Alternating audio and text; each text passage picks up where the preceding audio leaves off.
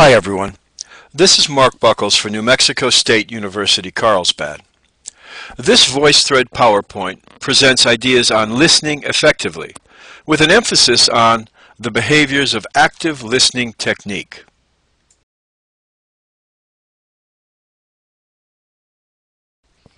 Among the goals in Learning Module 6 are to learn about adjusting one's listening so that it's most effective for the specific situation, and to learn to listen with sensitivity to cultural and gender variations.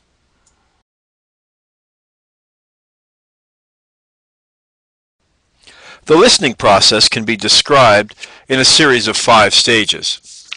The first is receiving, hearing and attending to the message. The second is understanding, deciphering meaning from the message heard. The third is remembering, retaining in meaning what was heard. The fourth is evaluating, thinking critically about and judging the message. And the fifth is responding, giving feedback to the speaker. This process is circular, and the speaker and the listener work together to achieve a common understanding.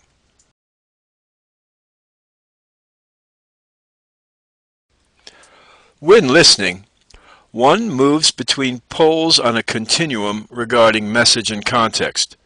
We can listen empathically and objectively. We can listen non-judgmentally and critically. We can engage in surface and depth listening. Nonetheless, when we choose, we can choose to be polite or impolite, active or inactive.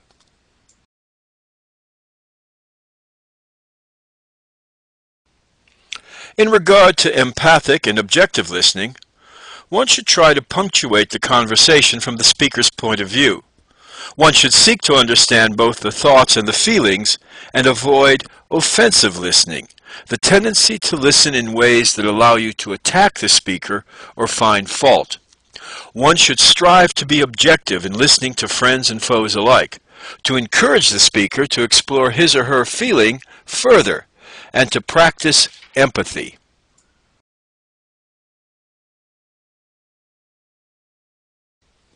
In regard to non-judgmental and critical listening, one keeps an open mind and avoids filtering or oversimplifying difficult messages. One strives to recognize one's own biases, but one listens critically and recognizes fallacies.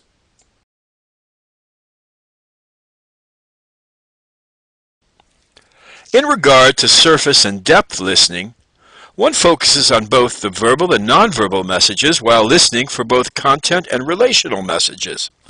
One notes the speaker's self-references and doesn't disregard the literal meaning of the message, despite the presence of the other messages.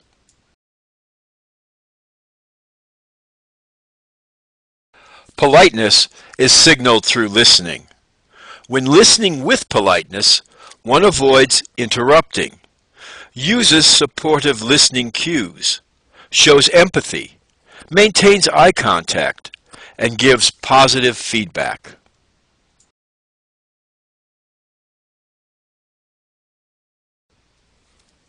In regard to politeness, avoid forcing others to listen to cell phone conversations. Where inappropriate, theaters, hospitals, etc., avoid using cell phones. In the classroom, put the phone on vibrate or voicemail. If a call can't be avoided, speak quietly and briefly. Don't take pictures of people who aren't posing. Maintain autonomy. Avoid extended conversation when the signal is weak.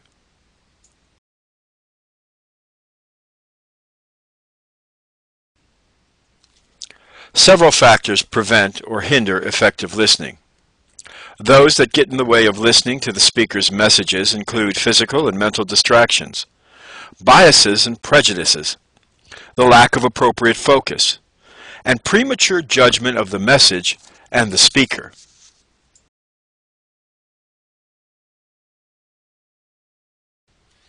Let's discuss active and inactive listening. Ideas related to active listening technique. A technique that allows the listener to reflect back perceived meanings to the speaker, and so allows the speaker to adjust her or his message making it more precise.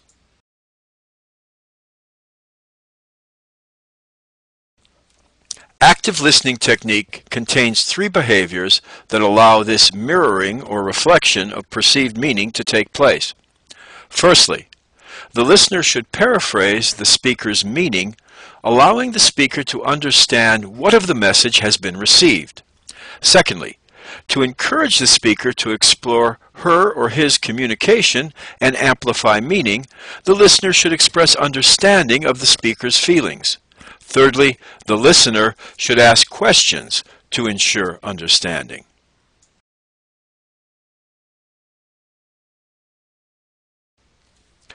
In reflecting on listening and culture, it's important to remember that no 2 speakers speak exactly the same language.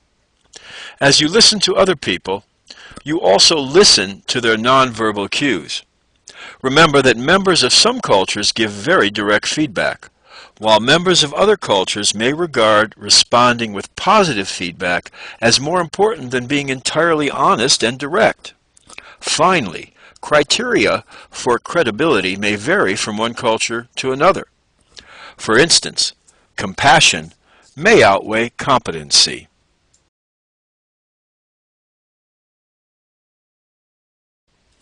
During the last generation, a great deal of data has been assembled about gender communication styles. In general, the research establishes that women listen and speak to build rapport, whereas men listen and speak to elicit respect. Women show more listening cues, more eye contact, and are more likely than men to play down their expertise. Men, on the other hand, interrupt more, change topics more to subjects of their liking, and are more likely to show off their expertise.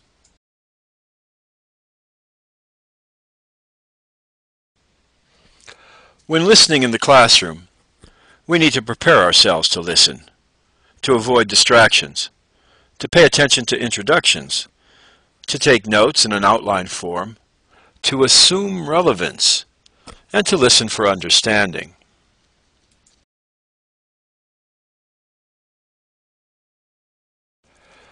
By the by, we're told that liars demonstrate specific, verbal, and nonverbal behaviors.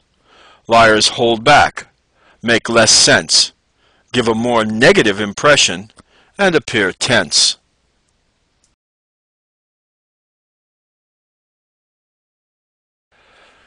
Dean Rusk, John Kennedy's Secretary of State, once acknowledged the power of listening when he quipped that he often persuaded people with his ears by listening. Truly, our listening behaviors can render us powerful or powerless. The ways in which we respond while listening, our choice of adapters, our posture, and the focus we demonstrate through note-taking or with our eyes empowers or reduces us.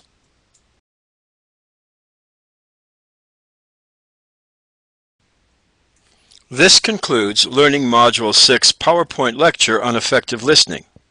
Next, we'll consider persuasion and the elements of classical argument.